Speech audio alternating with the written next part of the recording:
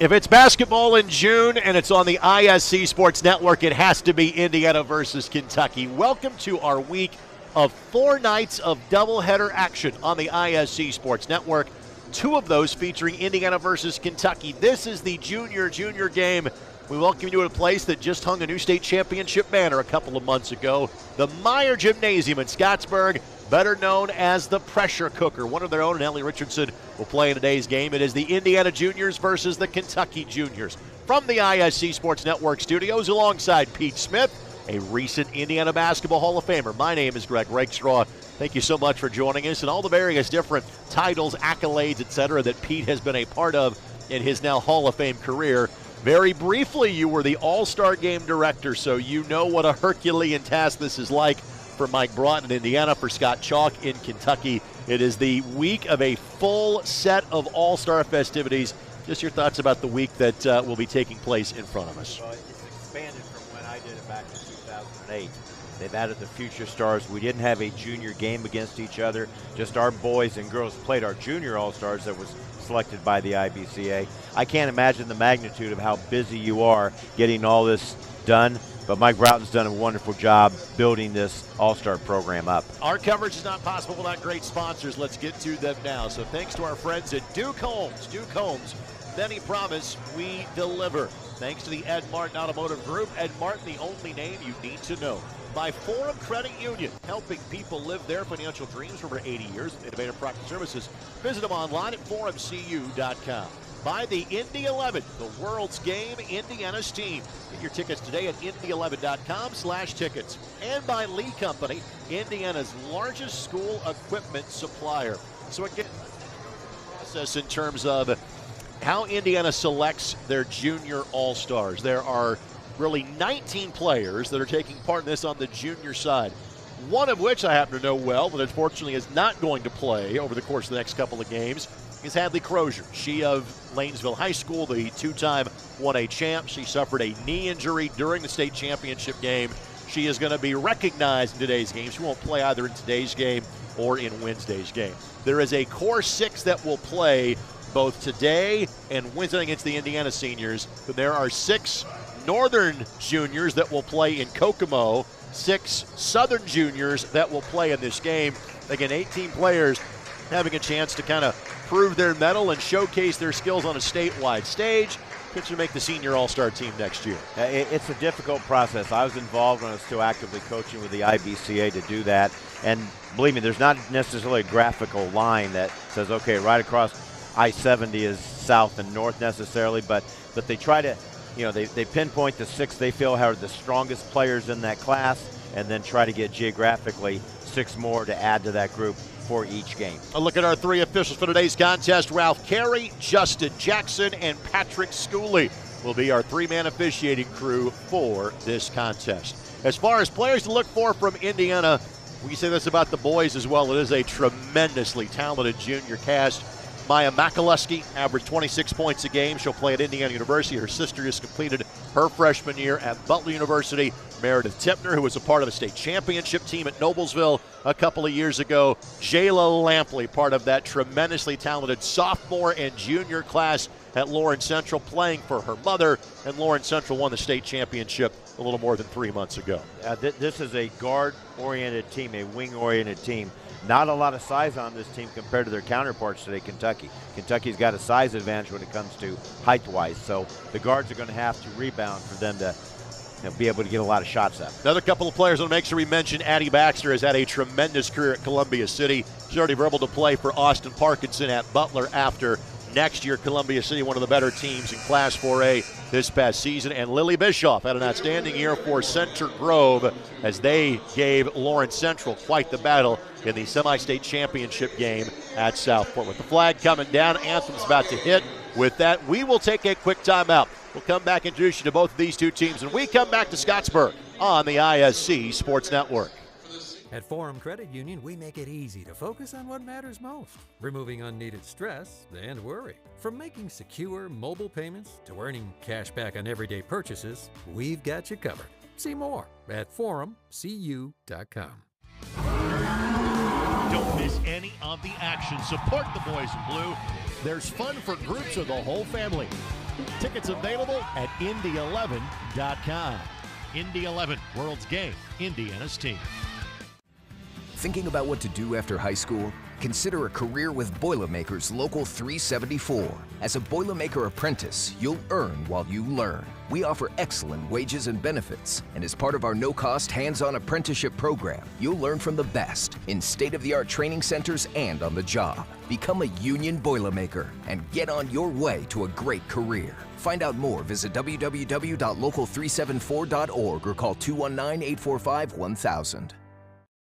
More selection, more savings, more for your trade. Ed Martin, the only name you need to know for all your transportation needs. 9 locations, serving Indianapolis, Fishers, Anderson, and Noblesville. 12 brands offering the best cars, trucks, and SUVs. At Ed Martin, you'll drive home happy in under an hour, guaranteed. Shop over 4,000 new and used vehicles at edmartin.com. Ed Martin, the only name you need to know. At Forum Credit Union, we know it's not always easy to manage your finances. That's why we post quick tip videos and infographics every month to help you with all of life's big and small financial decisions. Follow us today and access free resources at forumcu.com.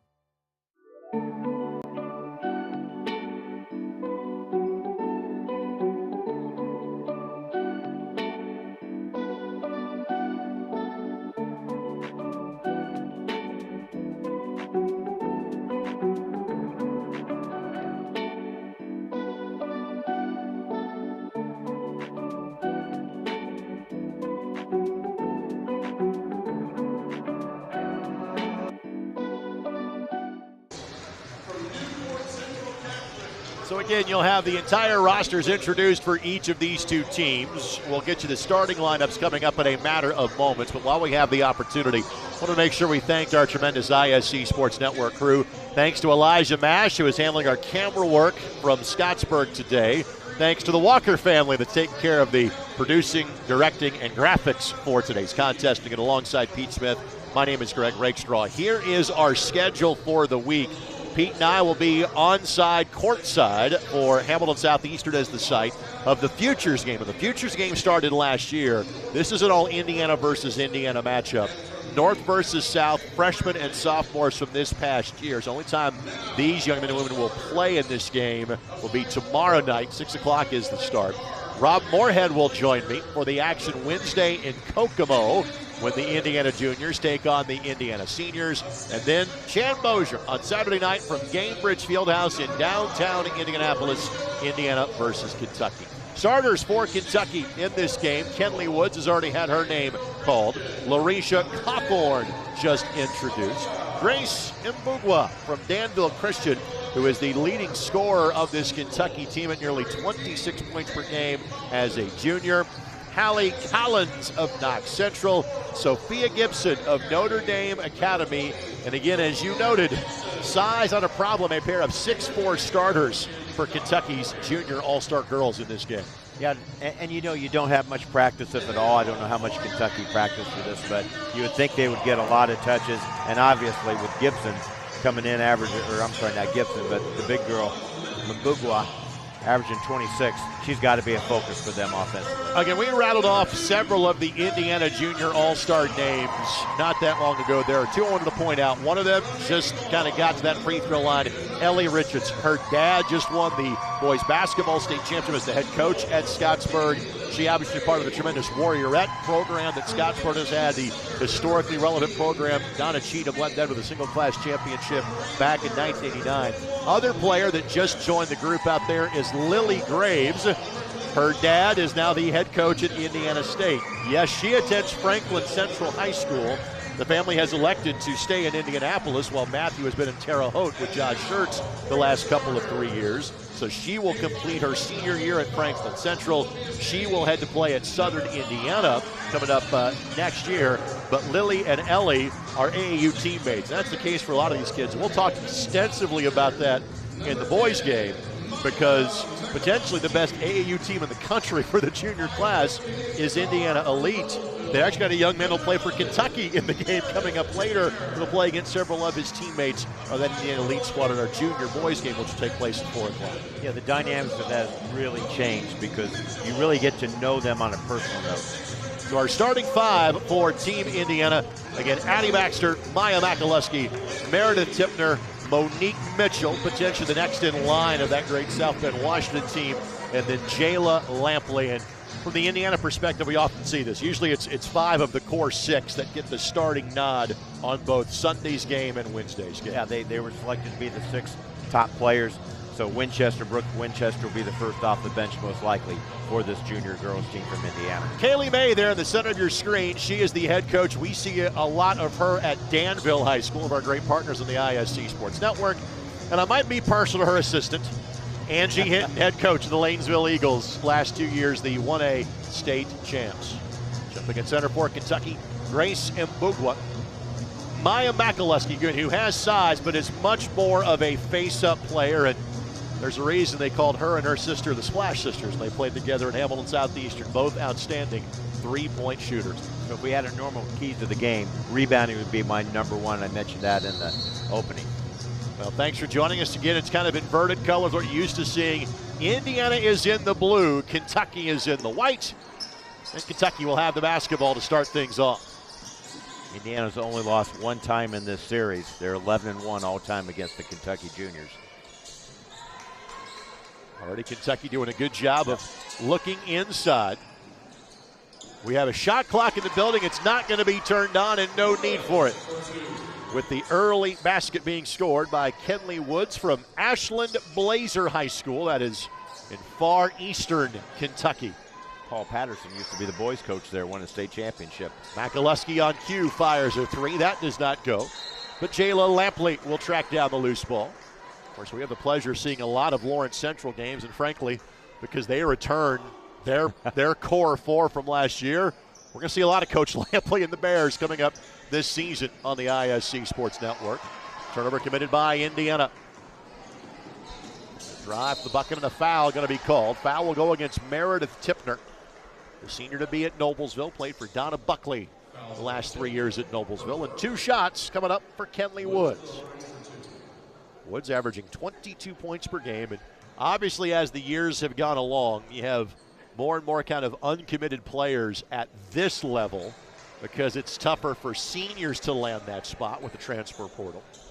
So of the players we will see today for Kentucky, only 2 have verbally committed. One of them is in the game now in terms of Larisha Cawthorn, who just got the ball there. She's going to play at Tennessee Tech in the OVC. Well, knocked away by Monique Mitchell, but recovered by Kentucky. 4 in, 1 out, so they're definitely looking inside. Good front, though, defensively. Ball tipped away by Indiana. First Kentucky turnover. The reverse layup, thing of beauty that goes down from Meredith Tipner. So Tipner gets the first Indiana bucket. She knows how to score. I live in Hamilton County and follow her a lot when we're not doing her games. She can really score. Last time we would have seen Meredith, I think may have had Noblesville in the Sneakers for Santa Classic, or Thanksgiving weekend. We had them in the Hall of Fame Classic after Ashland Shade had headed to LaPorte La Lumiere. 5-second violation goes against Kentucky. So that's the advantage. They have a quicker team, so they can really defend the passing lanes there. Kentucky had no outlet. They've got to get their big girl, Mabungia, to be the outlet, the high post outlet, if they need to get the ball in bounds on pressure. You see 2 signatures on this gym floor, one for Charles Meyer, the other for Donna Cheatham. Shot does not go, but the rebound corralled by Indiana. And then a jump ball will be called. The arrow will keep it to the Hoosier State. Nice set play Indiana just ran. They just didn't knock the shot down.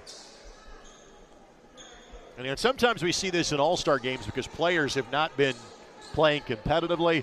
That's not the case for these ladies. They've largely been playing AAU basketball for the last several weeks. They'll, after the beginning of this week, start to go to their teams for the team kind of month of the summer. Tough drive and got it to go for Meredith Tipner. So she's got both Indiana buckets. 4-2 Indiana lead. Shot altered by Indiana. But again, you're seeing some extra possessions already for Kentucky. 3 ball that does not go, and good job on the interior board by Mitchell. Now let's see if Indiana can use that speed advantage. Lampley, when that starts to go, look out. I remember we did the Lawrence Central Mount Vernon regional game, and they started knocking down threes, and you knew there was little that Mount Vernon could do about that one. 3 taken in Maine by Grace Mbugwa. Boy, when you're 6'4", can step out and shoot the 3, it's going to make the colleges really, really interested in you. Lefty drive is good for Maya Makaluski. And again, just because she's a good three-point shooter doesn't mean she's not capable around the rim. She comes from a great basketball family. Her mom played at Villanova. Already mentioned her older sister currently plays in the Big East. Elbow jump shot does not go for Mbugwa. And the rebound pulled down by Team Indiana. There's Makaluski. Not proving his run on that three-point shot just yet, but there's a reason why she's already taken 2. Again, that's a big part of her game and why she is going to go play for what has turned into one of the best programs in the country at Indiana. The leadership of Terry Morin. And I guarantee you Terry's played some games in this gym over the years. Runner by Tipner is good. Tipner's got 6 of the Indiana 8s. Right now the speed is a little obvious here. Indiana's got much better speed in transition so far with this group out there. Good crowd on hand today here at the Pressure Cooker.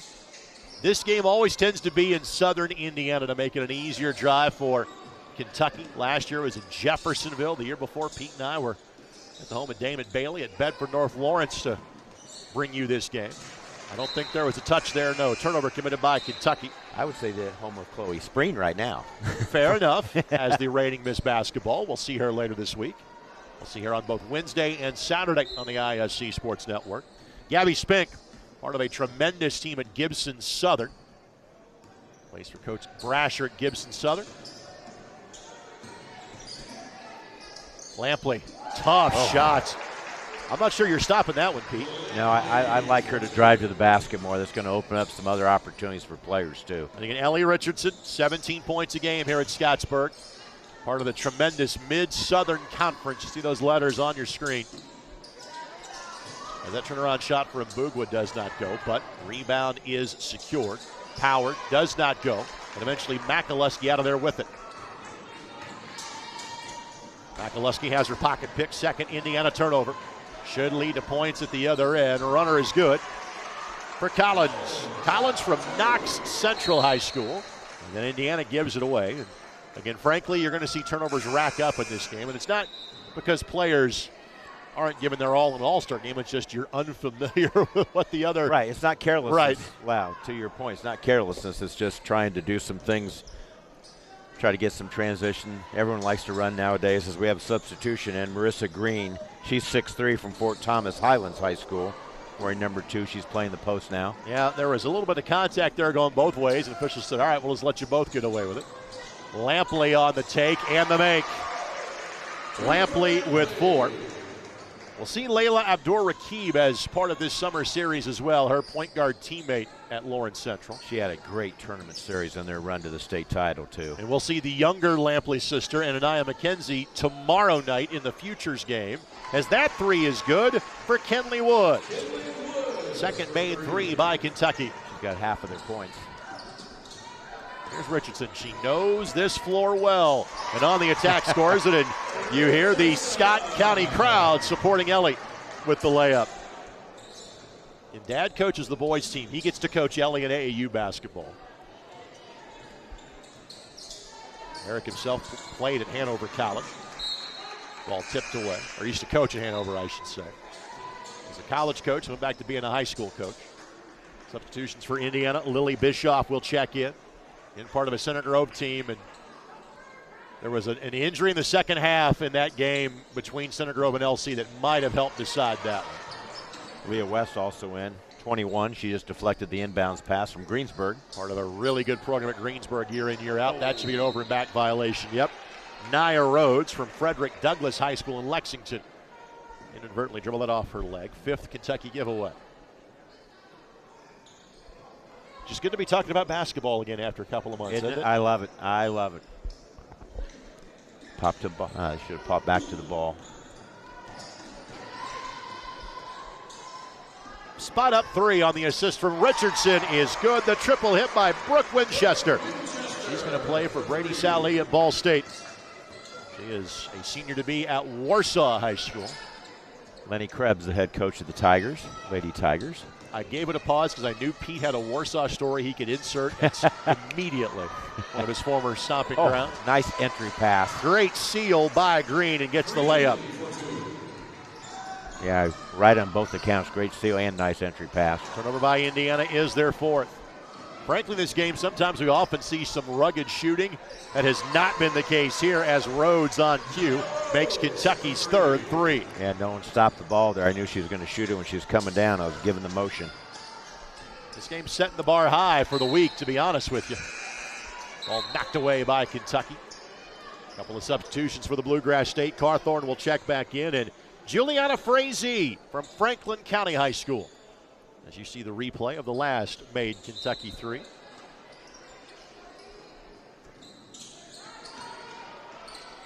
Good defense on the MS. Deep three. Catch and shoot three. Foul against Indiana. And can we officially call that Caitlin Clark range now? Have we adopted that now in the state of Indiana? That's Caitlin legal Clark for us three. to say. Yeah. There's a three and there's a Clark three, and that was the latter. While the record has not been what folks would have hoped, the Fever have won their second game, and obviously they have ignited a passion for professional women's basketball in the state that we have not seen maybe ever. Interest level is amazing right now in WNBA in general. Fever 12 years removed from their lone WNBA title in 2012. Ball knocked away. Good trap, though, by Kentucky. Bischoff able to wrestle it free. Three in the corner, Richardson, no. Even though Indiana's got a 2-point lead, that's going to be touched out of bounds by Cawthorn. That's the one difference in the game so far. Indiana yet to make a three. Kentucky's knocked down three of them. Yeah, it seems to. Well, Winchester did hit a three, right? Correct. With Brooks a three, yeah, but yeah, it seems like Indiana should be up more. They've done a lot of good things, but Kentucky's taken advantage of a few turnovers that the Indiana team has made. Anaya Smith from Avon just checked in. On the drive, foul and one. Old school three by Tipner, and Tipner leads all scorers with 8. It's also referenced that Lily Graves is in the contest for Indiana. We do our best to identify all players at least once when they get into the contest. Like Kinsley Molden from Somerset Southwestern High School, who just checked in for Kentucky. Tipner's been a part of some really good teams at Noblesville. Got that to go. She's got 9. Again, for an all-star game, it's been a high-level contest so far. Yeah, they're going after it defensively. Nothing's easy except the one three-pointer Kentucky had. Step back three. That one does not go. Fight for the loose ball. Bischoff able to track it down for Indiana. Good look-ahead pass. Graves on the take. Couldn't finish. But there's Smith. Plays for Will Stahl at Avon High School. We get to see that's going to be steps called against Graves. We get to see the Orioles in girls basketball most years when they play in the Paul Logan Classic on the ISC Sports Network. Was within line of sight of the Paul Logan Fieldhouse earlier today. Our camera crews were there for the Indy Beat Baseball Bonanza first thing this morning on the ISC Sports Network. This event is one of 4 taking place, being produced by ISC Sports Network crews today. Nice set play by Kentucky. Just couldn't connect on it, but it was definitely well executed. And space and pace for Indiana. 3 does not go. Good looking shot by Leah West that doesn't fall, but Indiana gets the takeaway. The pull from 14, yes. Tipner's got her midseason game, does she not? She's an old school player too. When I say that, she just has a lot of neat moves that a lot of players you don't use as much nowadays compared to going up and down and shooting threes.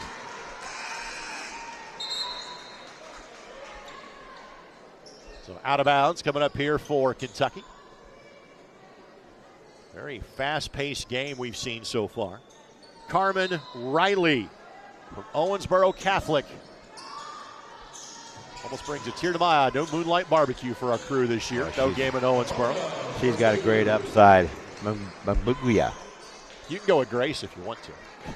On a first-name basis with her. 25.7. 22-17 now the score.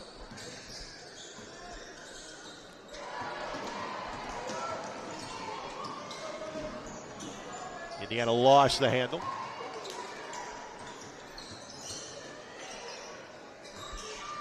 Rapidly moving opening quarter, down to 1:15 left to go.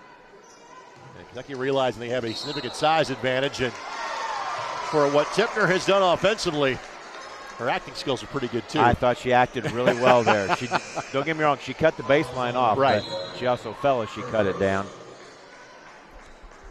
And when you got that trail official on the baseline, he's just going on what he thought probably happened, which she led with the arm, which I didn't see that much of. I just saw Tipner doing a good job selling it. Other thing of note is just 4 fouls have been whistled so far this opening quarter, so that's helped to the quality of play. No further description was needed. Great job to fly in and get at least a second look at a board there for Indiana. That was West on the crash. No one can pick up the ball right now. I think it's got grease on it. Pretty move by Smith. And oftentimes we talk about college rules, high school rules in this game. Well, now in girls/women's basketball, the rules are one and the same in terms of 5 fouls in a quarter. Get you 2 free throws. We are playing a college-length game in terms of 4 10s in this one. Bischoff 3. Not that time. Just 1 made 3 so far for Indiana. No shot clock here. But frankly, we've not had a possession that come close to threatening that so far. Good read by Indiana. On the drive, shot does not go.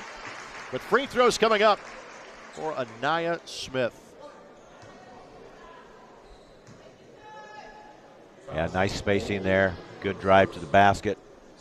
Drew the contact on Molden. Well, you said it, and you heard me say it earlier.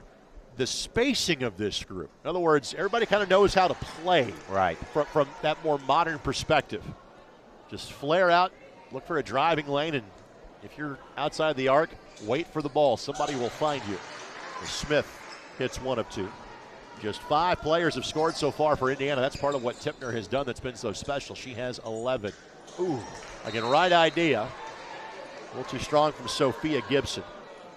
Sophia plays at Notre Dame Academy. That is in the Cincinnati suburbs where she plays. Strong athletic programs in just about every sport they play. And much like other schools in Cincinnati and frankly Louisville too, non-co-ed high schools. The drive, again altered by the size of Mbugwa. Bischoff the miss, and that is the end of the quarter. So we'll keep it here in between quarters. Let's start to thank some of our great sponsors for our action on ISC, like our friends, the Milan 54 Museum. You know, Pete, I have this fully typed out read, but since I'm on the board for the Milan Museum, I can just speak from the heart. I cannot tell you how honored I was to be asked to serve as the master of ceremonies when they honored the team's 70th anniversary on March 23rd. It has been 70 years since the Milan Miracle, and that was a wonderful day. Over 1,000 fans were in attendance to celebrate that group. Ray Kraft, Bobby Plump, Roland Cutter, Roger Schroeder, you name it, that group that was there and put together. Well, you can celebrate the Milan 54 story 4 days a week at the Milan 54 Museum, Wednesday through Saturday, 201 West Carr Street in downtown Milan. And you can log on anytime for more information, milan54.org. One of the things that strikes me every time I walk in that museum, Pete, is they have acquired basically a copy of every uniform that was made for the Hoosiers. Some of those uniforms never saw the light of the movie. Like, for example, there's an Ithaca jersey. Wow. It's on. There's a Franklin jersey.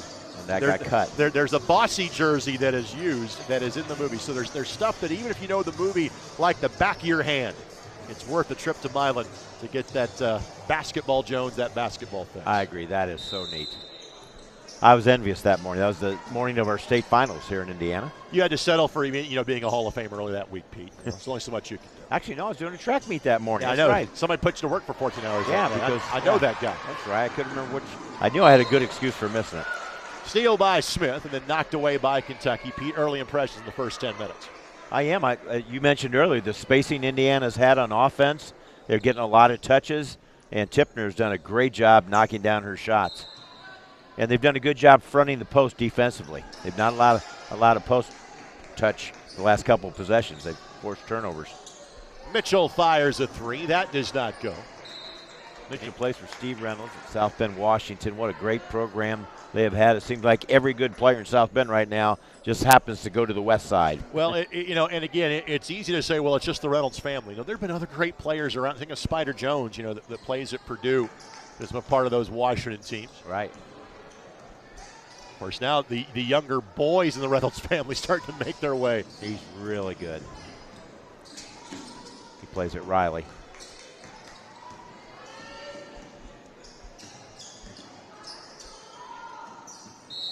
Steps called.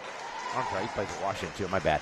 His dad played at Riley when I coached at Penn. I got a little brain lapse there. Steve played at Penn when I was at Riley when I was at Penn. Jalen Sprinkles from Owensboro High School. And I referenced no Owensboro trip this year. The Indiana-Kentucky game in Kentucky is going to be at Lexington Catholic High School coming up on Friday night. Smith hits Indiana's second three. A 9-point lead now for Team Indiana, their largest, 11 minutes in. Yep. Right idea. Yeah, it's a good set for them because of the height they have. She just can't connect because she faded away, that being Sophia Gibson of Notre Dame Academy. But she's on the high post, and she cuts behind the post that's closer to the ball. Indiana jumps the ball pretty well, but you can just lob that ball up to her, and then she's got an opportunity to score, which she didn't do a very good job posting up. I think that's a long two. Doesn't matter. Doesn't go in. Rebound by Lampley, and she is fouled. We talked last year as the season started, what a difference the resetting the fouls. I think it makes a cleaner and better game. I really do. We're not shooting free throws just, the whole half because of 5 quick fouls. I really enjoy that part of it. I think the area in which I see, and it's not frankly in the high school game, it's actually in the women's college game. It has sped up the game in the women's college game. Just kind of that and the way the media timeouts are handled. I rarely leave a high school game as a foul's called against Indiana's Monique Mitchell going, man, that game took forever. High school games don't do that. Mm-hmm. But I have noticed a difference in women's college basketball at the speed of the game because of those timing rules, because of how the fouls are handled. Bugwa and Rhodes will check back in. This is an ISO for the post. Yep, they're going to throw it directly at the post if they could. They still can. They do. And a foul called. Pete, I think that play is called get everybody out of the way. I should say every school, but I had that play a lot in my repertoire. The coaches did. When you've got someone as talented and her height advantage at 6'4", as long as she doesn't hook anybody, we're going to take a quick timeout here. So timeout going to be taken by Kentucky. This timeout presented by our friends at the Indy 11. It's the best time of year to see the Indy 11 in action, whether it's the men at Carroll Stadium or the women at Grand Park. In fact, the women are playing right now at Grand Park. You can also see that on ISCSportsNetwork.com. The women are next in action on Friday night against Racing Louisville's Academy squad. The men return home to battle San Antonio on June 15th. Get your tickets now.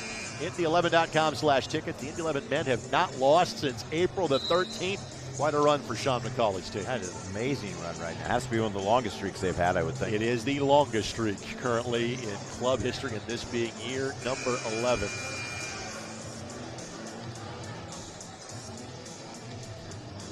Kentucky will have it underneath their own basket here. I think it'd be some kind of lob play from Magubia. Okay, call her Grace. There you go. Just Grace. Haven't had much practice. Yep, they're going to throw it to her and let her go ISO. Mitchell got a hand on it. Cawthorn will track it down and score. Larisha Cawthorn, her first bucket. And she's going to play at Tennessee Tech. Caroline Eagland is already verbal to play at NKU on this Kentucky squad as well.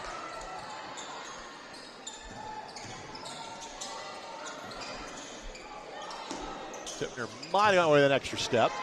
It leads to a bucket. Good take by Mitchell, her first basket. Yeah, Indiana going small now, which they're not big anyway, against a bigger group Kentucky's got out there, 6 foot and 6'4". Going inside to the 6'4" girl, got a travel. Thought maybe they had a wrist there, but. Line change coming for Indiana. Addie Baxter returns. Maya Makaluski will do the same. I think Brooke Winchester will join this group. And Kaylee May, I think, asking for a timeout. And we will keep it right here. Well, let's thank our friends at the Ed Martin Automotive Group. And they want to congratulate Jayla Lampley of Lawrence Central High School being a part of today's Indiana-Kentucky Junior All-Star Game. When it comes to your next car, Ed Martin is the only name you need to know. Find out more at edmartin.com. Donna Moyer, the head coach at Louisville Sacred Heart, leading the Kentucky Charge in this game. And for their juniors, they played yesterday. They played the seniors yesterday. They turn around and play the Indiana juniors today. That's the extent of their activity for the week. As long as there's not an injury, that's a pretty good idea, because you can really learn from the experience playing your seniors. And we saw their juniors, you know, they did beat Indiana just recently, one of the past few years. And the Indiana girls, or the girls' game between Indiana and Kentucky at the senior level has been very competitive as of late. 3 in the corner, splash. Winchester, her second made 3. She is one of 5 committed players on this Indiana junior roster, and Kentucky goes right back at you. Riley gets her first bucket to go at Owensboro Catholic High School. Makaleski trying to answer. Gets a connect from distance, but Mitchell rips it away. Good look that wouldn't go. Lampley. Not many will out-jump her. Wow. She's got 6. Great athletic play by Jayla. Well, I think it's going to be a really good race for Miss Basketball of this group next year. That 3 does not go. Crashed by Baxter. Frankly, I think there are almost 4 or 5 candidates of this group that will battle for that honor, and Lampley will be one of them. But you can make a case for Baxter, Makaleski, Tipner, Lampley of that group because of the careers they've had to this point, and frankly, how good their teams will likely be going forward. I think Columbia City has a lot of seniors to replace other than Baxter. They do. But she has had such a great career already to this point. They won the Hall of Fame Classic that we had on ISC. There's Makaleski getting one to go.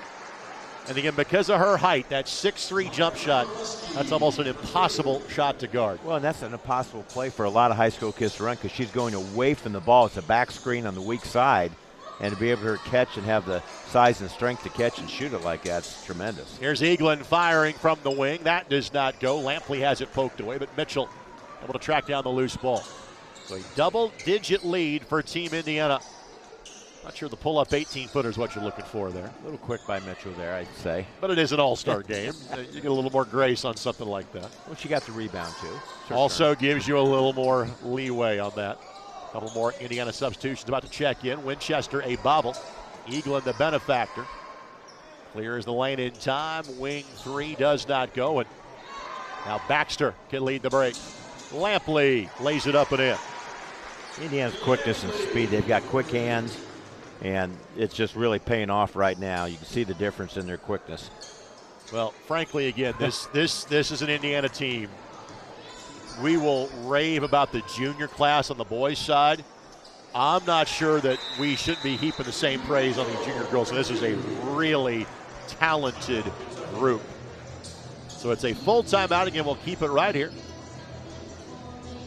We want to make sure we congratulate all the representatives from Northwest Indiana that are playing in the Indiana-Kentucky All-Star festivities all week long.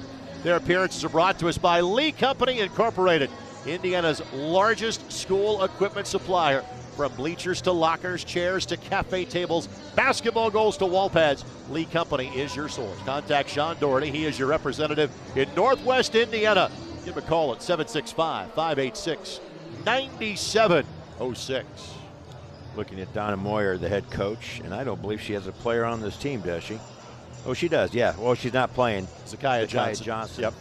Is on the roster. You want to talk about the roster? They've got Leah Macy from Bardstown, Bethlehem, 6'3", so already committed to Notre Dame. She's not playing in this game today. Averaged 25 points a game as a junior. So, not sure why those girls aren't playing, but they're unable. Injuries, kind of like we talked about Haley Crozier in the opening. It's too bad Haley can't play. Gosh, I enjoyed watching her play in that state finals until she went down with the injury, and by then, Eagles had enough to win it. First Lanes will bump up to play in 2A next year. Brownstown Central of this area. They were the runners-up in 2A girls basketball. Of course, won the boys in March. 18-point lead for Indiana. They defended an out-of-bounds play really well. That was a called play from the timeout, and they didn't get even a good look out of it. Definitely trying to go inside. There's Mr. Green finally. She knew she was supposed to get the ball, so she tried to make a move, and it was too late. Indiana had that figured out. Right idea, just pass got deflected. That was Baxter. And then a foul called against Indiana. Foul number 3. You know, speaking of Addie Baxter, she averaged 18 points a game. She's going to Butler, but she's really a pass-first player. She played with a senior group we mentioned earlier, that Columbia City group that many people had coming out of the north to get to the state championship. Just didn't happen, but she's a pass-first player, and you could see that. She kind of forced that pass in there, has yet to score in the game. Spot up 3 does not go. Makaluski with the rebound. Well, in terms of size versus speed, Indiana's speed has been winning out to the tune of an 18-point lead.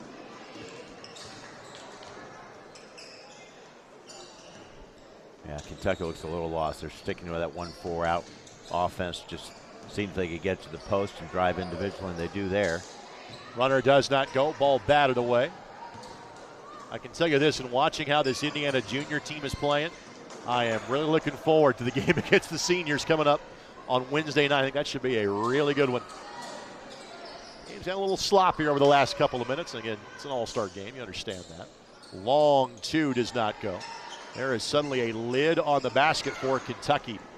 Well, the impressive part is Indiana's done a really good job rebounding defensively, not giving hardly any second chance opportunities to the Bluegrass State. On the drive, shot blocked, pass deflected and taken away.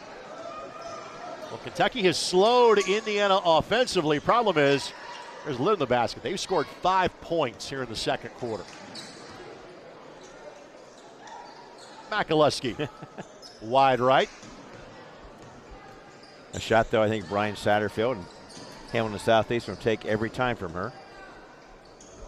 That's a team that has a lot of talent back. There's a 3 for Kentucky. Molden with a 3. It's been from a variety of sources for Kentucky. They have had 5 different players make a 3. Problem is they have only just 10 points around that. Indiana gets the friendly roll. But Gabby Spink gets her first bucket of the game. 19 points a game for an always talented Gibson Southern squad. Of course, got to play in Gamebridge Fieldhouse at the end of February. That 3 does not go, and good inside position. Winchester. By Winchester. Had a nice block out there. Something we haven't seen a lot of blockouts because the shots have been so quick. But Indiana's quick hands have caused Kentucky not to get very many second looks also, besides the blocking out issues. Marissa Green was the guilty party.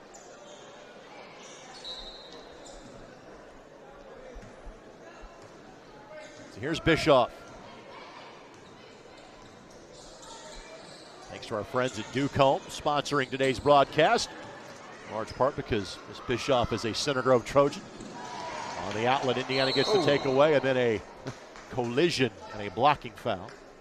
I think West was a little frustrated there. She was just trying to make a play after she made the turnover here. That was West that took a tumble. Not too far of a drive for Leah to head down State Road 3 and then eventually hang a right to get to Scottsburg.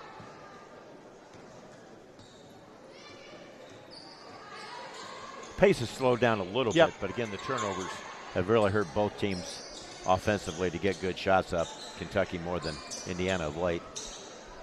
Nice feed. Extra pass leads to a 3. That's Richardson.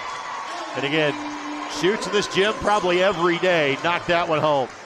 With the Warriorette from Scottsburg. Lead now as large as a 21 for Team Indiana. And then you mentioned Indiana has had the better of this matchup against Kentucky, but frankly the games have largely been competitive. That's not the case right now. Again, I think that's just a testament to just how talented this Indiana group is. Stepped into her shot real nice, had her pivot foot established so she could do that. Yeah, they just haven't had a lot of open passing lanes And again, they've got size. Juliana Fries is in there now. She's 6'2", from Franklin County, number 23. That's going to be a hook against West.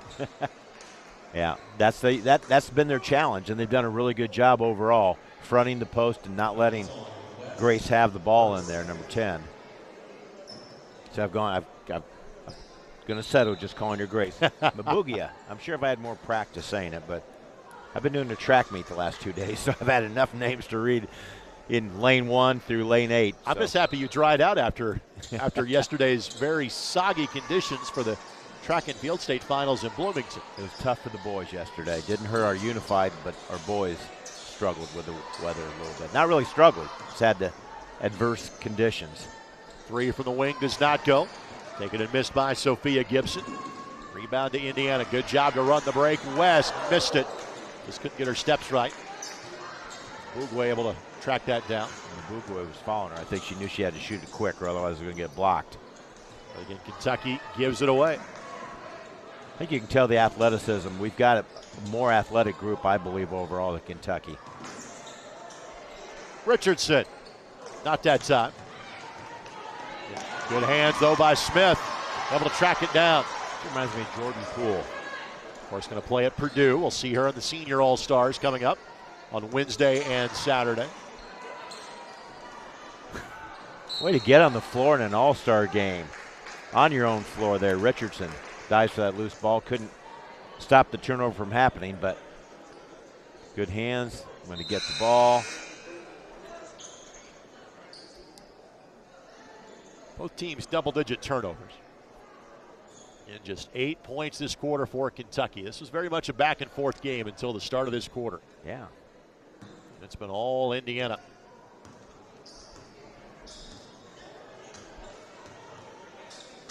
All man-to-man defense by both squads. I thought maybe Indiana would play a little bit of zone just to kind of get ready for that game against the seniors coming up,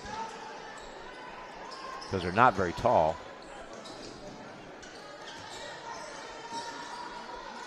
Good isolation. Didn't get the shot, but they do draw the foul. Richardson will commit the foul, and Grayson Boogle will shoot 2. Not a lot of free throws taken in this game so far, which is not atypical for all-star games like this. Boogle scored 5 of the first 10 points and hasn't scored since. Same way with Kenley Woods. They combined for the first 10 points of the game for Kentucky. Kentucky was right there with Indiana, but now the Hoosier State has stretched it out. And we'll see 6 of these players on Wednesday night for Team Indiana. They take on the Indiana seniors. Miss both free throws, scrap for the loose ball. And eventually Indiana comes out of there with it again. Clock is on your screen. Indiana's got to go quickly. That's a good look. Graves, no. And that'll be the end of the half. Well, Indiana dominated in quarter number 2. They outscored Kentucky 23-8. And they'll take a 21-point lead to halftime. That comes right next. You're watching the Indiana-Kentucky Junior All-Star Game here on the ISC Sports Network. It's Dino Night with Indy 11.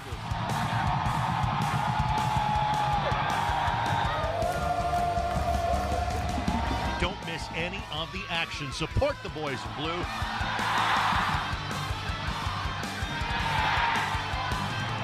There's fun for groups or the whole family. Tickets available at Indy11.com. Indy 11, world's game, Indiana's team.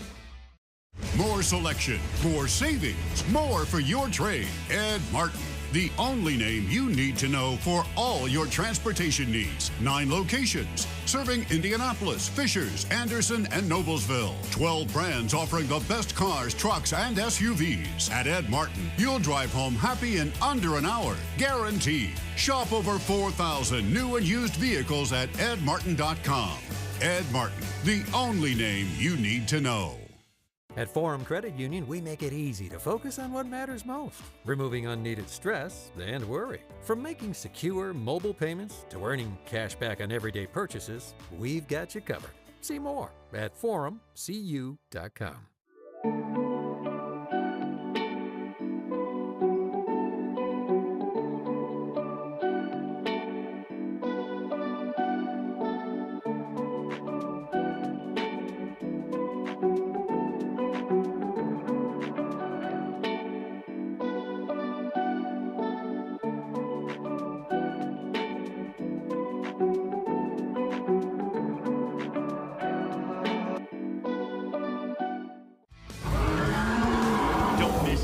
of the action. Support the boys in blue. There's fun for groups of the whole family. Tickets available at Indy11.com. Indy 11, World's Game, Indiana's team. Well, we have to give kudos to our friends in Scottsburg, and again, just for the honesty of the situation, Pete and I and our ISC Sports Network students will be on site for the remainder of the games this week, but we've got 4 different events going on in ISC today, so we're doing this remotely, but our cameras have, hello, here's us back in the ISC Sports Network studios, but the shot you were seeing is a tremendous video board they have at the side of the Meyer Gymnasium. First-class facility, and thanks to the folks at Scottsburg for their generosity and taking care of us. So they've got stats, so we can put together a fancy graphic, or we can just show you the scoreboard and go over the stats. So obviously the most important thing is Indiana has a 21-point lead, but Pete just shy of 50% from three-point range or from the field. 3-point field goals have balanced out kind of as the half has gone along. Turnovers, frankly, a bit too much for both sides. But how about the way that Indiana is A, sharing the basketball, but B, also out-rebounding a much taller Kentucky team? They have. I got to give Monique Mitchell credit. She's done a really nice job guarding both their post players, even though she's given up about 5 and 4 inches each time she's guarding one of them. And defensively, done a great job on the defensive boards with 25 rebounds. That I thought was a big key, and I think that's helped them get so many more shots, along with the forced turnovers of 16 by Kentucky. 11 for Meredith Tipner, 8 for Jayla Lampley, 6 for Brooke Winchester, 5 for Ellie Richardson, 5 for Maya McAlusky, 3 for Gabby Spink, 2 for Monique Mitchell, 4 for Anaya Smith. As I always say, those scores are always unofficial from our perspective.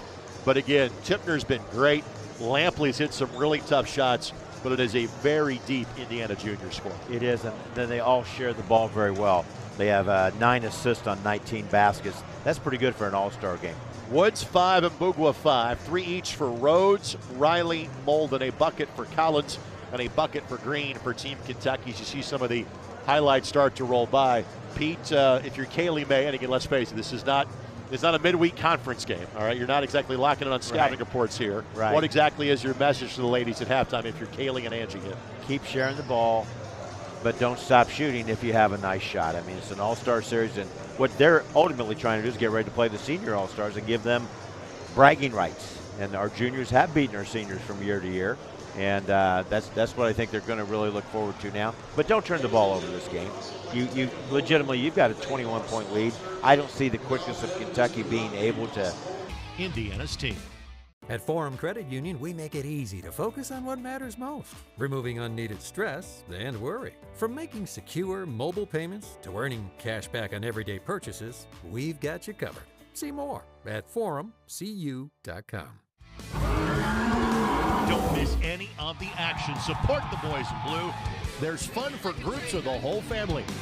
Tickets available at Indy11.com. Indy 11, World's Game, Indiana's team. Thinking about what to do after high school? Consider a career with Boilermakers Local 374. As a Boilermaker apprentice, you'll earn while you learn. We offer excellent wages and benefits, and as part of our no-cost hands-on apprenticeship program, you'll learn from the best in state-of-the-art training centers and on the job. Become a union Boilermaker and get on your way to a great career. Find out more, visit www.local374.org or call 219-845-1000. More selection, more savings, more for your trade. Ed Martin, the only name you need to know for all your transportation needs. 9 locations, serving Indianapolis, Fishers, Anderson, and Noblesville. 12 brands offering the best cars, trucks, and SUVs. At Ed Martin, you'll drive home happy in under an hour, guaranteed. Shop over 4,000 new and used vehicles at edmartin.com. Ed Martin, the only name you need to know. At Forum Credit Union, we know it's not always easy to manage your finances. That's why we post quick tip videos and infographics every month to help you with all of life's big and small financial decisions. Follow us today and access free resources at forumcu.com. Third quarter action not far away from starting. And Greg Rakestraw, Pete Smith, thanks to Sean Walker, Casey Walker, thanks to Elijah Mash, making sure our signal gets to you on this Sunday afternoon. It's been a good day for Indiana versus Kentucky on ISC so far today.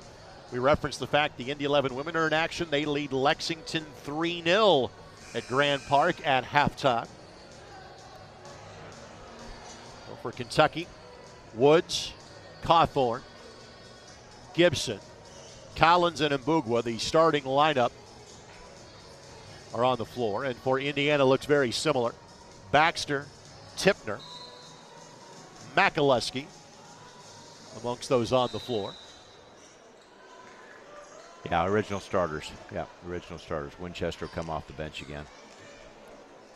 There's Mitchell, and a bit of a bobble. Oops. 12th Indiana turnover. Okay, tomorrow night, it's the Futures game. North versus South, freshmen and sophomores. Pete joins me for that as well at Hamilton Southeastern High School. Yeah, make a note of that. Is at Southeastern, not Fishers. Originally, the game was going to be at Fishers. Fishers redoing their court already, getting ready for next season after their boys' state championship. All tipped away and taken away. That's Tipner. The only player in double figures for either side. Should be Indiana basketball, and it will be. Thanks to Ralph Carey, Justin Jackson, Patrick Schooley, our three-man officiating crew for today's contest. We referenced that this game usually takes place in southern Indiana to make the drive easier for Team Kentucky. Scottsburg, 29 miles north of the Ohio River. On the drive, Mitchell, first time no, second time no. We'll at least get a third look. That pass was deflected. We'll keep it here. Scottsburg, we mentioned the Mid-Southern Conference. This is maybe one of my favorite stats I've had to give in a high school state finals broadcast. In girls basketball, all 9 schools in that league have played for a girls basketball state championship. What a league. Lampley for 3. What a player. Jayla's got 11 now, matching Meredith Tipner. And when that's going down, I'm not sure how you guard her, Pete. No, she's got tremendous ability. And Lampley will run the floor. Perfect pocket pass. Great dish by Tipner. The finish by Lampley. Get her shot off so easy, and Kentucky continues to be just painfully a turnovers group. Have not got a shot this quarter yet. I mentioned Jayla plays for her mom at LC. Her mom, a fantastic player at Purdue. Played professionally after her days with the Boilermakers, right at the early days of the WNBA. Ball out of bounds to Kentucky. Caroline Eaglin will check in, as will Marissa Green.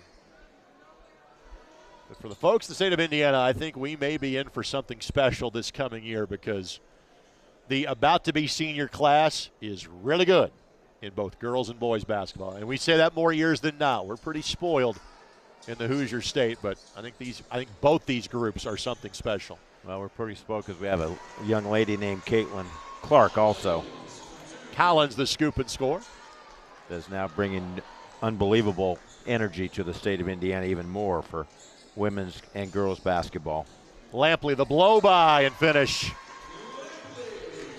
Well, obviously there are numerous Indiana players in the WNBA from a high school standpoint. Lampley has that level of talent. She could join that group in a few years. Collins misses the layup. Kentucky had the rebound but stepped on the baseline. Out of bounds to Indiana. Skylar Diggins comes to my mind. We've got Monique Mitchell from her high school, South Bend, Washington, where Skylar played, and what a great WNBA career she's had.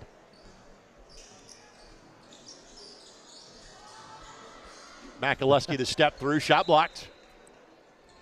I think both teams have maybe walked a little bit and not been called for it. I can hear Donna Moore, the coach of the Kentucky squad, yelling walk on several of our players. Makaluski catch and shoot. Not that time. A little force there, a little quick. A little quick. So it's a good thing Indiana gets back defensively and gives them no transition breaks. That's a secondary shot right there. You can live with that. That was just a bad rotation. They stopped the break, made him shoot a jump shot after 2 passes in the half court. Here's Tipner. Tipner, beautiful move, got fouled. She'll shoot 2. What do you see her role being at the next level, Pete? Well, I see her scoring a lot of points for Noblesville. She scored 16 and a half this year, almost a game, and she can really score more than what people maybe think. Well, frankly, part of that is because she's had such great talent around her each and every year. Yeah, starting with Ashlyn Shea just a few years ago, who's starter for the UConn Huskies now. And she has a teammate that's playing on the Senior All-Stars coming up as well. So Right, a very good team. But her I think she'll be more of a scorer at the college level that can pass. I think she'll get some good opportunities. She plays for Donna's program at Noblesville. Got a great reputation as Gabby Spink checks in between free throws there. She knocks down 1 of 2 on that chance. Winchester also enters the fray for Team Indiana. For Kentucky, 10 points since the opening quarter.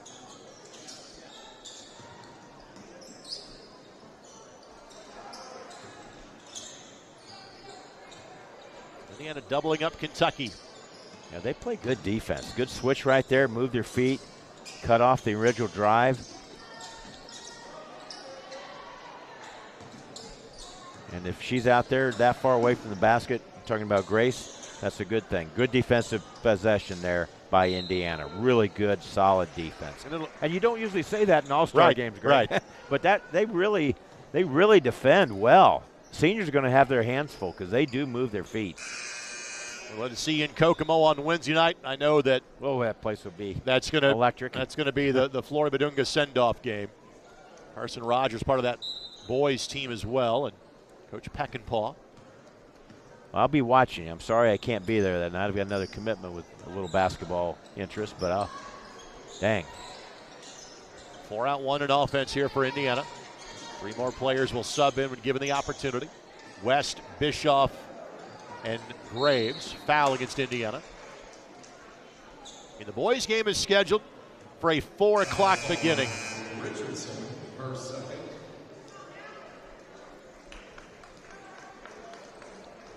Lampley will have a seat. 6 players, the 5 starters, and Winchester will come back on. Lampley's outscored Kentucky 7-2 herself in this third quarter. We'll see 6 new faces for Indiana on Wednesday against the seniors. Those are the more northern-based players. And you'll see some size, too. Avery Gordon be joining the team. Brownsburg, that's verbal to play for Katie Geralds at Purdue. She'll play for a new head coach at Brownsburg this year, and Josh Sable. As Grace Mbuga gets that to go. Right idea, just too much on the pass, and Indiana turnover. Or was it touched last by Kentucky? I think it was. Kentucky did get a fingertip on it. And if you're just joining us, Mbunga scored 5 of the first 7 of the contest, and that's her first score since. She did miss 2 free throws in the second quarter. Beautiful step through by Winchester. Missed it. And there's that speed of Indiana tracking down the loose ball. West lines up a 3 and knocks it home for her first bucket. So Leah West plays for Coach Simpson at Greensburg. They were a runner-up a handful of years ago against the Northwestern Dynasty with Layden and Bostic at the 3A level. Coach Simpson's dad played for Rochester High School, by the way. I'm sure you knew that. Roy Simpson. If you're going to mention Rochester, you're going to mention Lanesburg. Go ahead. Go ahead. Give the full acknowledgement. Where do the hooves go? Fighting Zebras. Hooves up. There you go. Thank you. So 2 free throws coming here for Kentucky. This one is good. I think we'll be watching this young lady at this next level big time for somebody, if not like the 3rd and final level of the WNBA. Tremendously talented. Struggle getting her to the ball today. She'll check out Willem Bugwa. Juliana Frazee enters. This was competitive in the first quarter. If you're just joining us, it has been obviously stretched since that time. Yeah, if you're just joining us, the quickness of Indiana has really been key. They're giving up some size, but they've done a great job battling on the boards. They actually led at halftime in the rebounding stat, which surprised me.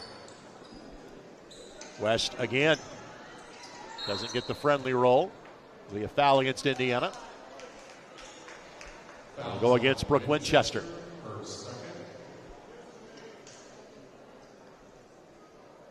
Midway through this third quarter of play. Join us tomorrow night for the Indiana Futures game, freshmen and sophomores. Join us on Wednesday night for Indiana Juniors versus Indiana Seniors, and we hope to see you at Gamebridge Fieldhouse on Saturday. Those are our 4 broadcast windows this week on the ISC Sports Network. Kentucky gives it away. Took a big fall there. on that screen. I'm not saying it was an illegal screen, but she tried to fight over. She's limping off the floor there. You can see she's going to be replaced by Smith from Avon. Gibson Southern and Evans Memorial, those are two great programs that see each other every year in the sectional. Gibson Southern has gotten the better of them the last 3 years. But if you're a fan that tries to drive around and find the best kind of tournament matchups around the state at various locations, that's one that should be on your radar every year at the 3A level. Here's Bischoff. And Bischoff going to be called for steps. Yeah, now they're playing a 5-out offense. No one is even going to. Yeah, when you see 5 players around the three-point line, you're usually going to see a lot of basket cuts, and that time all 5 were just standing around the three-point line. So usually leads to a turnover.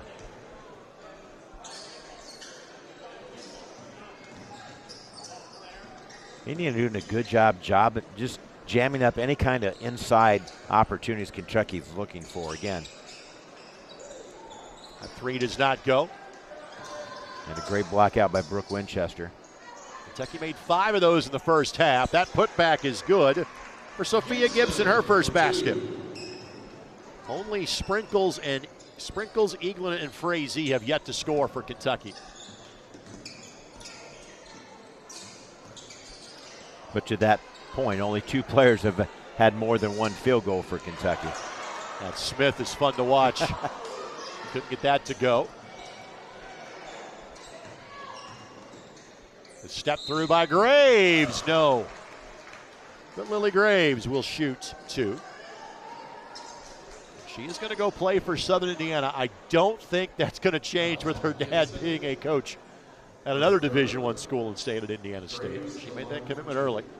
If those don't follow, USI next year will play their 3rd year of the 4-year transition to Division I down the Ohio Valley Conference, which means that they would be eligible for the NCAA tournament her sophomore year.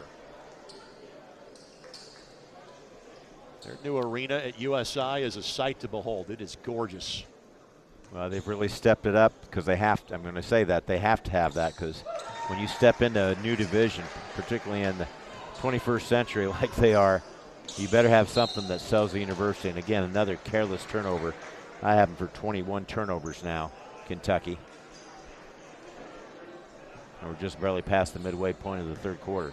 For Indiana, Baxter and Bischoff are the 2 players that have yet to score in this game.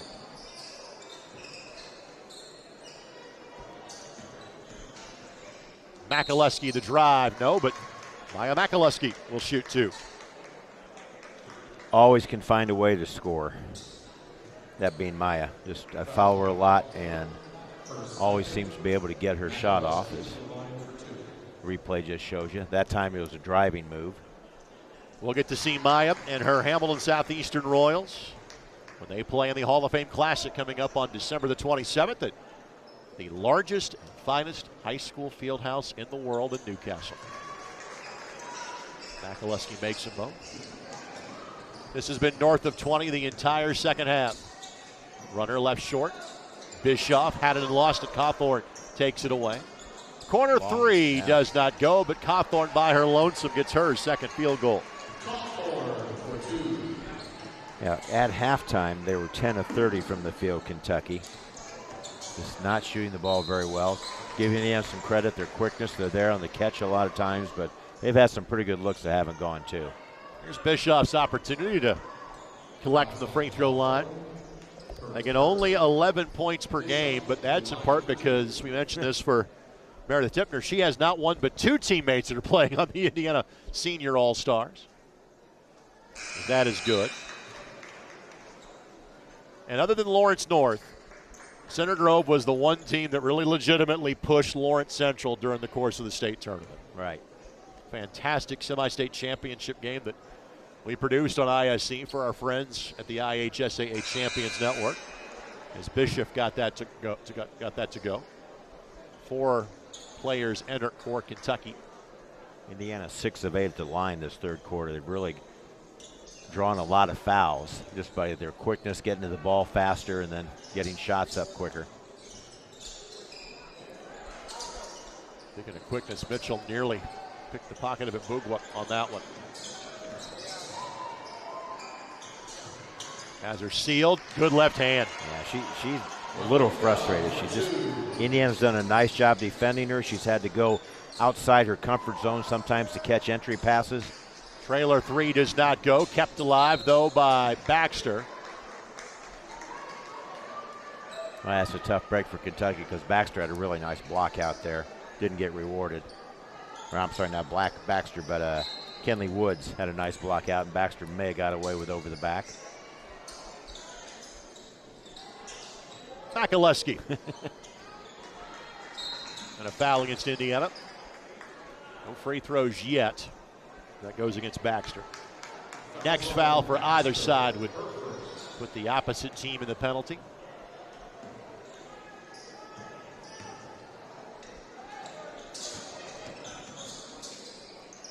Nice. And the runner is good. Carmen Riley gets her second bucket. Owensboro Catholic High School. Hope the folks in the Moonlight Barbecue will understand our absence this Friday night. Makaleski gets that to go. It is amazing the amount of crew members that requested to work the game in Owensboro when they realized I was buying barbecue for the staff for making that trip to Kentucky every year. Runner, no. Put back, yes.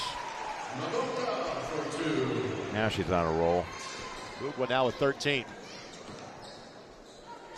And again, just able to make a dent. Baxter couldn't get that to go. She's still the only Hoosier not to score.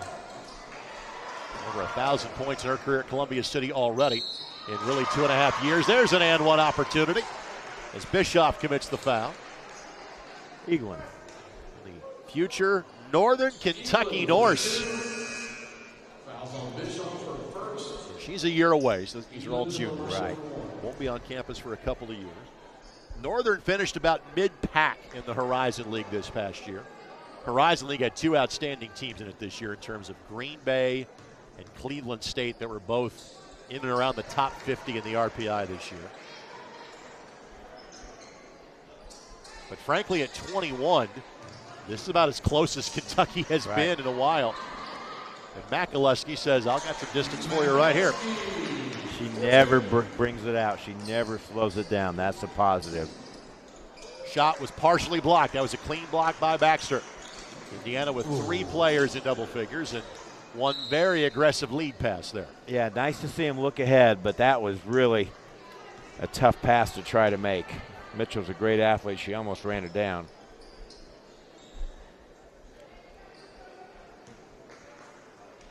Scottsburg today. Scottsburg, one of two high schools in Scott County. The Austin Eagles, 5 miles up the road, being the other. Different school districts, Scott County 1 and Scott County 2. Foul. Continuation. Count it.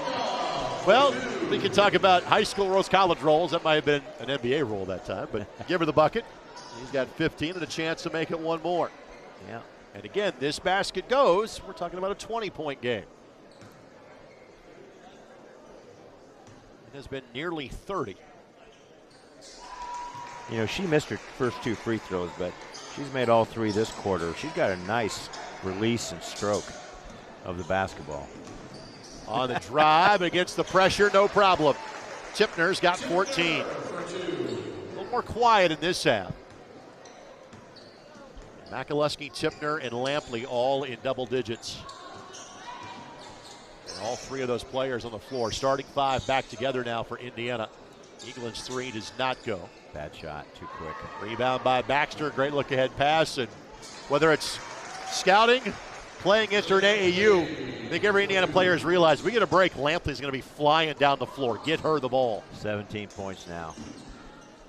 The elbow jump shot, no. And the rebound controlled by Baxter.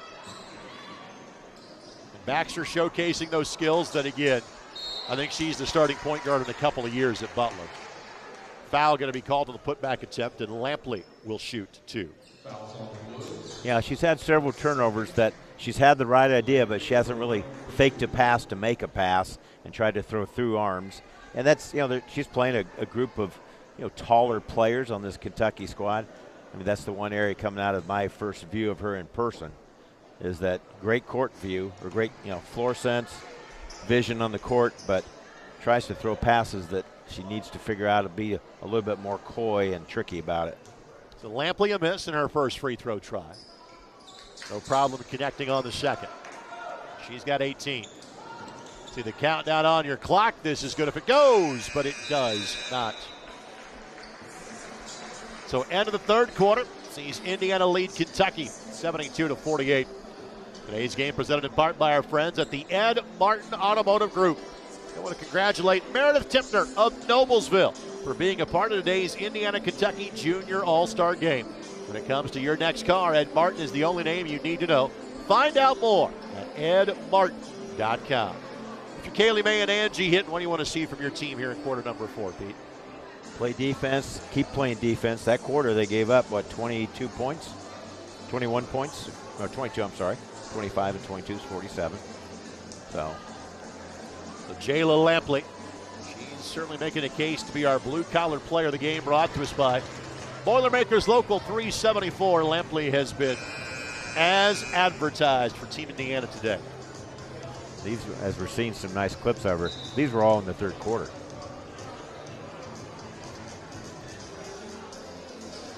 Looking ahead for Indiana in terms of the Wednesday night game.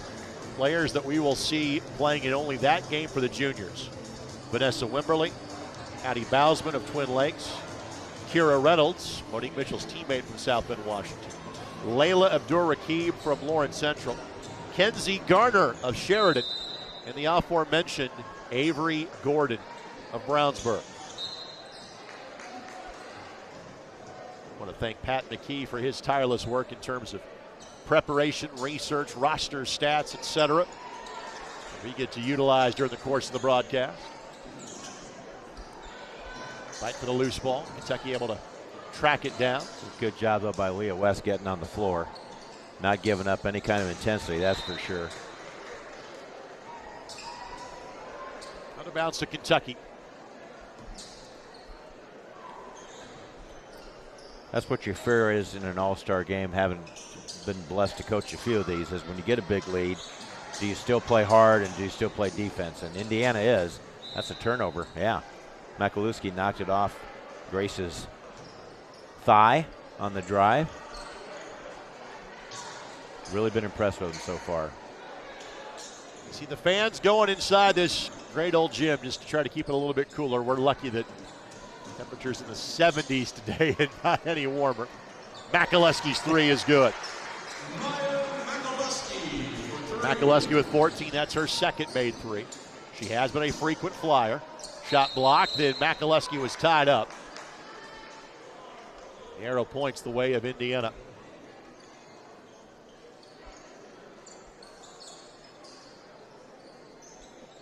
Yep, a little bit of water on the floor here, perspiration. Again, players on the floor. That's just, I love to see that. I'm an old relic of a coach, but I just love to see players get on the floor for loose balls even though they're up 31 points, which was the case there.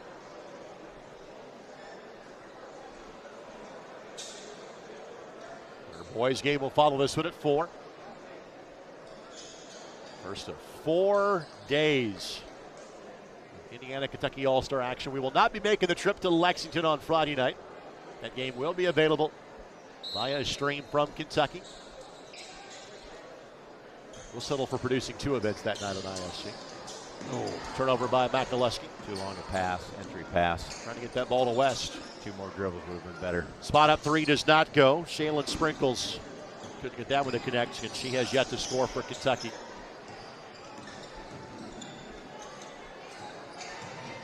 Good turn by West. Got it.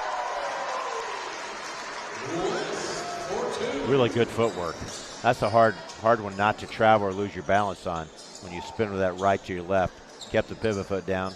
Travel. I can tell you this, the coaches next year trying to figure out who's going to make the back end of the All-Star team, it's not going to be an easy task because I know how good some of those players are. They're going to play on Wednesday. They're part of the North All-Stars. Tried to force the issue that time. Wing 3, got it. And she's got oodles of talent, there's no doubt about that, Pete. That's 19 for Grayson Bugwa. Yes, she does. Makalewski, stationary and splash. 17. 30-point lead for Indiana. Wide left, Rebound Winchester. Kentucky team's looking a little gassed. You mentioned they played last night. Makaluski seems to have found the range. She's got 20. I'm only laughing because she calls like, yeah, she looked like Larry Bird back in the day of Larry Bird Day. Just catch it. Okay, you're not going to guard me? I'll shoot it again. They have not opened up a museum for Maya yet. They have for Larry earlier this week. They did. Part of the wonderful revitalization of downtown Terre Haute. That does not go. If you've not been to Terre Haute recently, go. You'll like what you'll see. Spot up three for Kentucky is good. That's Kinley Woods, her second made triple. Player at Ashland Paul Blazer High School now has 8. Her first basket since early in the first quarter. One more time. Heat check. Still warm. She scored 12 in like the last 3 breaths. And a timeout. Let's see if a timeout's officially taken or just kind of a quick question for the scorers table. Let's see. See her hit that one. See her hit the spot up on the nice drive there by Leah West. Literally her last 3 have been the exact same spot on the floor. It's the exact same spot. That may be one more step back, and that's over the 6'4" girl Mabunga for Kentucky. So great range by her. I mean, she is 6'3" herself, so shooting over players is not a problem for her. And again, we are off site for this one. The only question I wonder if it was asked here. Again, we have high school versus college rules. You don't think you'd go to a running clock in an all-star game, right? But we are getting to that point of 35 where again, you would do that. And a foul going to be called, I think, in terms of bumping the cutter. No, it's going to be a high post play. They were both locked up pretty well. And I think Leah West is going to get caught right up here. See West behind her. Does a little bit of a flop, but part of the flop was because she had the arm kind of entangled and she pulled herself down there. Now and they're doing it again. Yep. Yeah. West and Mabunga are really getting Let's hope that she's all right. Magumba. Let's hope there was. Yeah, I think she got popped in the face that time. The trainer out quickly to check on that. I think we may just have a timeout here just to make sure that everybody is okay. Yeah, she got popped in the nose. So we have ourselves an injury timeout. Let's take a moment to thank our friends at Lee Company. Again, congratulations to all natives of Northwest Indiana that are representing the state of Indiana in this Indiana versus Kentucky All-Star Week. Lee Company is Indiana's largest school equipment supplier. From bleachers to lockers, chairs to cafe tables, basketball goals to wall pads, Lee Company is your source. Contact Sean Doherty for all your school needs in Northwest Indiana at 765-586-9706. We have a little cleanup here needed in the paint. Yes, out there you see it wiping up. So she's making a high post cut, and right there I understand the foul on Leah West, and unfortunately she got the elbow from Grace. Well, that was the second time. That was the second time. And right. again, you saw, I think really what happened is that West slipped. Yeah. And because she slipped, she stopped. Boogwood just kind of kept going on that play, and unfortunately that going went right through her nose. Brooke Winchester now has the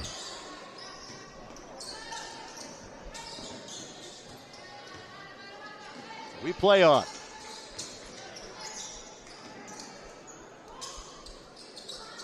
Outcome of this one has not been in doubt for some time. Good hands by Tipner.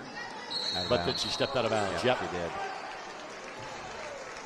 And I would imagine the Indiana starters might get a couple more minutes at this point. Winchester and Makaluski head out. I'll tell you, the IBCA has done a great job of figuring out who the core players should be and also the best next 6 from the South, because they've looked like a really good, well-oiled team today. They've just shared the ball really well. Turnovers are a little high, but most of them is because they were trying to force things to get their teammates involved. I mean, we're talking about a 1,000-point scorer in Addie Baxter, who hasn't even scored because she's been feed first today. And because of that, she's had her turnovers are up a little bit, but yet she really has great court vision. Yeah, getting a little humid in here. You can see the fan down there in the concourse as you come into Myers, I call it. And again, to give folks a heads up, this is kind of like, say, Southridge or Connorsville, where the gym is not attached to the current high school. It dates back to the old school. This is not far from where the middle school is located, kind of east of town in Scottsburg. 3 for Tipner does not go. The high school and this facility are about 1.5 miles separated from each other. Right. 3 in the corner is good. That's Shaylin Sprinkles, her first basket. Only Frazee has yet to score for Kentucky, and then steal by Kentucky. And that's good. Sprinkles gets back-to-back buckets.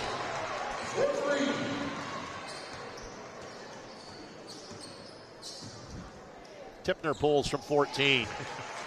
Boy, that was just a confident move, too. She just squared her up, looked her in the eye, and said, "You can't stop my one dribble strong to my right." Tipner now is 16 again now. Makalewski's 23. Leads Indiana. Physicality kind of picking up late in this one. Well, when she got fouled, she also, her head banged to the floor just a little bit, but Sprinkles showing a little bit of aggressiveness right now. She's got the last 5 points for Kentucky. Has a chance for 2 more.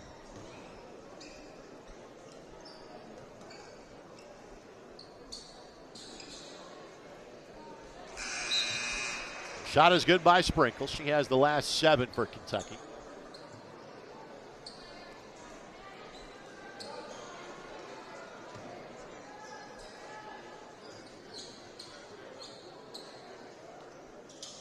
And makes them both. Boy, this last 45 seconds, Sprinkles is giving them a shot in the arm. It's too late for the outcome of the game, but Richardson for 3. No. Good weak side glass, though. That was Spink that tracked it down, and now Smith for 3. No. There's going to be a foul against Gabby Spink. And it's their only chance to see Bischoff, Richardson, Smith, Graves, Spink, and West. This is their one game for the week. Ball was kicked.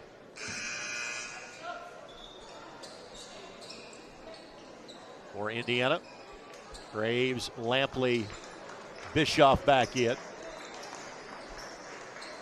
Kentucky brings Nia Rhodes back into the contest.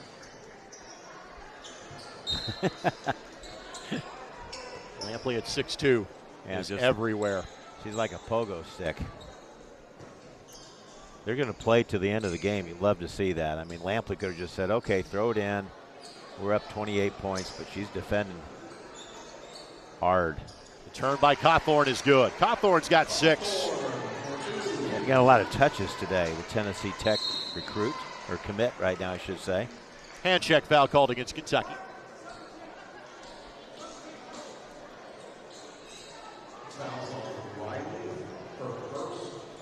Full court pickup here by Kentucky. They're going to battle the end as well.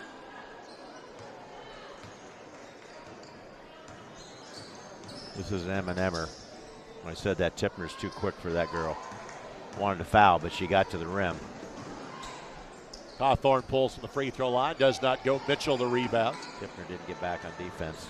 So she gets the breakout, the run out. That was not a 94-foot possession from Meredith Tipner. No, it was not. She got a hand on that one and touched it last. We'll keep it here. In HSE, where the action is tomorrow night. And all of this in Indiana leads up to being at Gamebridge Fieldhouse. Think about the basketball that has been played recently at Gamebridge Fieldhouse. Oh. Second year of the Indiana All-Stars being back at the home of the Pacers in fever as Cawthorn misses. But we've seen NBA All-Star game, boys and girls state championships, NCAA tournament action. Graves a 3. Her first field goal. It's not just her dad played at Butler, but a good chunk of her uncles as well. All played for the Butler Bulldogs.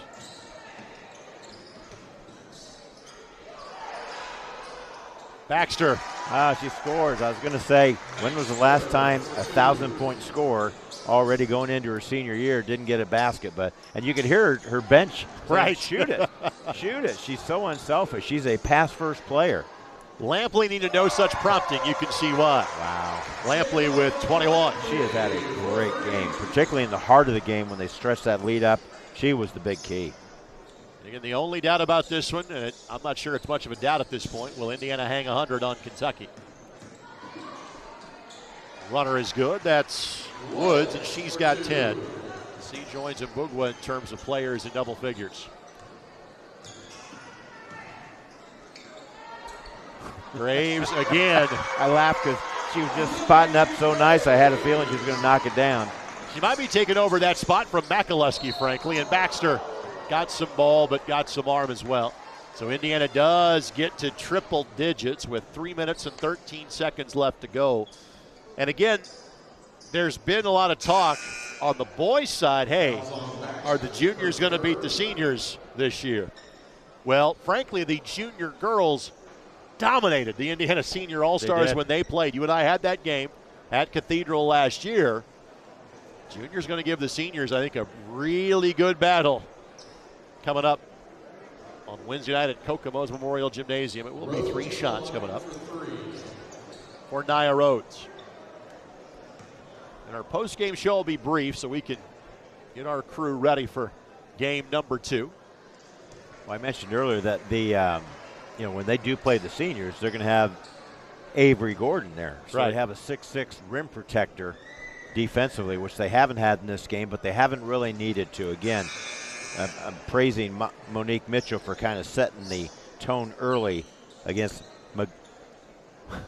Grace. Yeah, Grace. There you go. Grace. Oh, I bet you is probably going to be a McDonald's All-American candidate next year out of the state of Kentucky. Just tremendous potential. Rhodes makes all 3.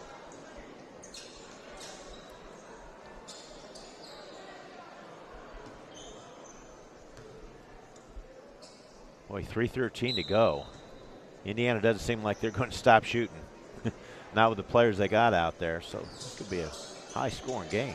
It already is, but I mean, Lampley says, I'm going to score, by golly. What a game. 23 for Jayla Lampley. She and McAlusky at 23 each. For McAlusky, who's largely in kind of one spurt in the second half. Lampley's been a dominant force throughout. Look at her move her feet there. Kept her hands off. They've been relentless defense. That's the first time they really kind of didn't rotate, didn't stay in front of the ball. Sprinkles now in double digits with 10. All in the fourth quarter. McAlusky on the taking, and if she can do that consistently to go with that 3-point threat, there's a reason why that she's going to go play for Terry Morin down at Indiana University. We'll see Wiseman from Indian Creek that's headed that way on the Senior All-Stars Wednesday and Saturday. Terry from this neck of the woods from Seymour just up the road. Lampley will exit. And you would imagine this group is likely done for the day at this point. 25 for McAlusky. 18 for Tipner. 23 for Lampley. Mbugwa, yes. And she's got 22. 17 of them in the second half, though. Smith, no. Smith, who averaged 21 points a game. Of the group playing today, she had the second best points per game average for Indiana, only behind McAlusky. Plays at Avon, which she faces Kaylee May's Danville Warriors a lot, either between summer ball, regular season, county tournament, and both Avon graduates. Kaylee May being an Avon graduate, now the coach at Danville and coaching this junior all-star team. Smith now with 6.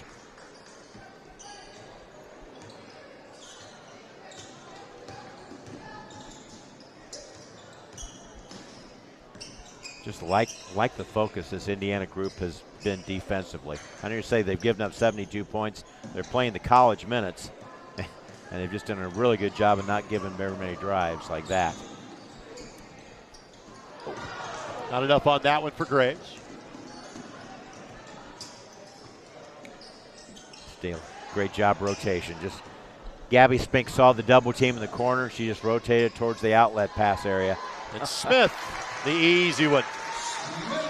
This Indiana team has shared the basketball exceedingly well. By the way, you see, time hasn't moved for a while. Trust me, it's been moving. Minute 15 and counting left to go on this one. In all Indiana, as they lead by 30 plus. Be 2 shots because 5 team fouls now against Indiana. But there is a whole lot to like. Coach May and Coach Hinton.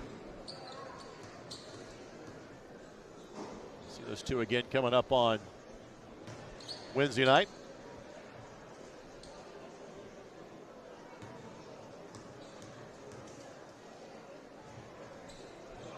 And that's good. Molden makes 1 of 2. Well, to see teams in this All-Star Series getting to triple digits is not overly uncommon, as Graves got it to go, but the margin. Correct. Right, the margin of this. You see high-scoring games by both teams a lot of times, but boy, the ease Indiana has built this lead up since 3 minutes to go in the first quarter. They've just dominated. Their quickness has done it. Their intensity level. Oh. That brings a smile to everybody's face. You can do that when you're up by 38. Yeah.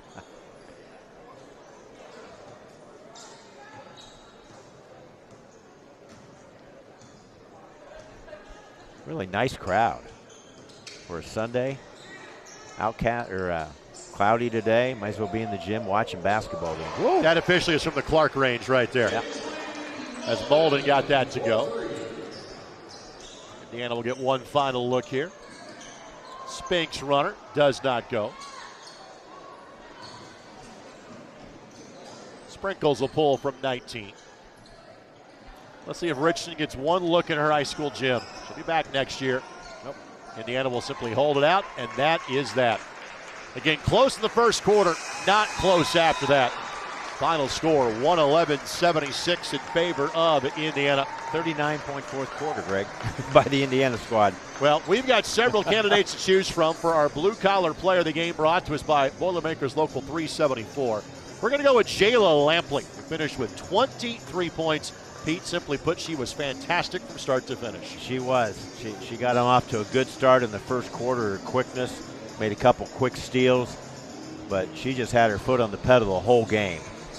Become a Union Boilermaker and be on your way to a great career. Find out more. You log on to local374.org. Again, she had 23. Makaluski had 25. Tipner had 18. You are nothing but smiling if you're from Indiana after this one, Pete. Now, they got a great group. It's just hard for them, not to see this group be the All-Star team, and we know we've got 6 more players coming in that are very good players also. Let's thank our sponsors that make this program happen. Thanks to our friends at Duke Homes. Duke Homes, many promise, we deliver. By the Ed Martin Automotive Group, the only name you need to know. By Forum Credit Union, helping people live their financial dreams for 80 years. Independent Card Services. Visit them online, forumcu.com. By the Indy 11, World's Game, Indiana's team. Get your tickets today at indy11.com/tickets. And by Lee Company, Indiana's largest school equipment supplier. So that'll do it for game number 1. We're right at 20 minutes away from game number 2. We'll come back with you at some point around 4 o'clock for our boys' half of this doubleheader, as Indiana hopes for a similar result against Kentucky. For Pete Smith and our entire ISC Sports Network crew, this is Greg Rakestraw. Goodbye for now from Scottsburg. Indiana, the numbers tell the story. They dominated Kentucky, winning by 35. Thanks for joining us on ISC.